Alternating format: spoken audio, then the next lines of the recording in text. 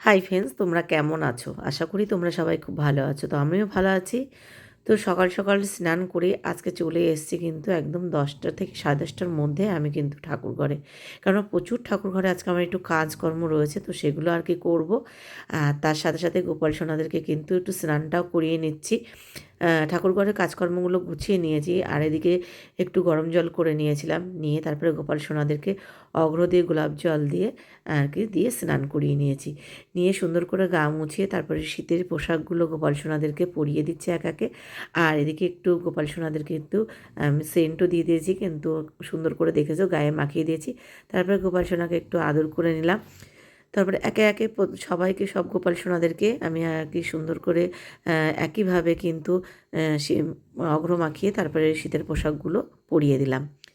তো যাই হোক, আজকের ব্লগটা কিন্তু আমার একটু সব রকম মিলিয়ে মিশিয়ে আজকের ব্লগটা আমি তোমাদের সাথে শেয়ার করতে যাচ্ছি। কেন সকাল থেকে দুপুর পর্যন্ত আমার কী কী করেছি না করেছি সেগুলোই আজকে তোমাদের সাথে চলো শেয়ার করব। তারপরে আমি চন্দন ঘষে চন্দনের টিপ দিয়ে দিলাম গোপাল সোনাদেরকে। তারপরে হচ্ছে আয়না দর্শন করিয়ে দিলাম।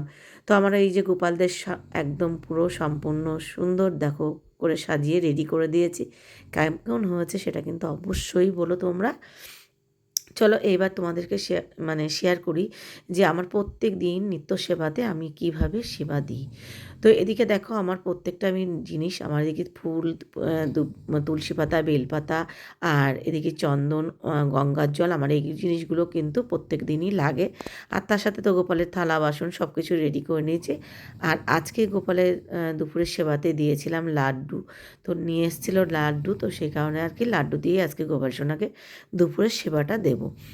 তারপরে দেখো আমি সব কিন্তু সবাইকে প্রত্যেকের কিন্তু একে একে কিন্তু গুছিয়ে রেডি করে দিয়ে এদিকে প্রদীপটা জ্বালিয়ে নিয়ে তারপরে ধূপকাঠি দিয়ে আর এদিকে আজকে কিন্তু আমি তার সাথে সাথে কিন্তু কর্পূরটাও দেবো, ধুনোও দেবো। আমি বেশিরভাগ বৃহস্পতিবার আর সোমবারটাই ধুনো দিই দুপুরবেলা। ভাবলাম যাক আজকে একটু যা হোক নারকেলের খোসাটা নিয়ে এসছে, তো একটু দুপুরবেলাও দেওয়া যাক। তারপরে পুজো দিয়ে সেরে চলে এসেছি রান্নাঘরে। আজকে রান্নাঘরে আসতে আমার অনেকটা লেট হয়ে গেছে, তো ভীষণ ব্যস্ত। আর আমাদের একটু লেটে খাওয়া দাওয়া হয়, কারণ আমাদের 3টে থেকে 3:30 মিনিমাম আমাদের বাজে। তো সেই কারণে, আর এই শীতের বেলা বুঝতেই পারছো যে গরম গরম খাবারটা হলে কিন্তু সবাই বেশ ভালোই খায়। সে এক তরকারি হোক আর 2 তরকারি হোক, ভাগে ভাগে কিন্তু তরকারি লাগে না যদি কিনা গরম গরম খাবারটা হয়। তারপরে আমি আলুটা কেটে নিয়েছি, টমেটো কেটে নিয়েছি, আদা ছাড়িয়ে নিয়েছি, আর এখানে একটা ছোটো দেখে একটা পেঁয়াজ কুচিয়ে নিয়েছি। তো যাক জিরে, শুকনো লঙ্কা তেলের পরে দিয়ে ভেজে নিয়ে তারপরে হচ্ছে একে একে আর কি মশলাগুলো আমি সব দিয়ে দিয়েছি।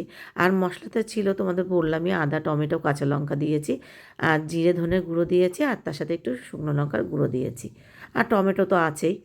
তারপর আলুটাকে সুন্দর করে ভেজে নিয়েছিলাম, নিয়ে মশলাটাকে কষিয়ে আলুটা দিয়ে তারপরে মাছগুলো দিয়ে আর কি একটু ধনেপাতা দিয়ে আর কি নামিয়ে নিয়েছি। তারপরে চলে আসলাম একটু ছাদে। তো ছাদে আমি যে ধনেপাতা গাছগুলো লাগিয়েছিলাম তোমাদেরকে দেখিয়েছি আগের আমার শর্ট ব্লগে আছে। তো আমার দেখো গাছগুলো খুব সুন্দর হয়েছে ধনেপাতাগুলো। আর তার সাথে কি আমার যে ছোটো পুঁইশাক গাছটা ছিল, পুঁইশাক গাছে বেশ ভালো মিচুরি হয়েছে। তো চলো দুপুরে কী কী রান্না করেছে তোমাদের সাথে শেয়ার করি।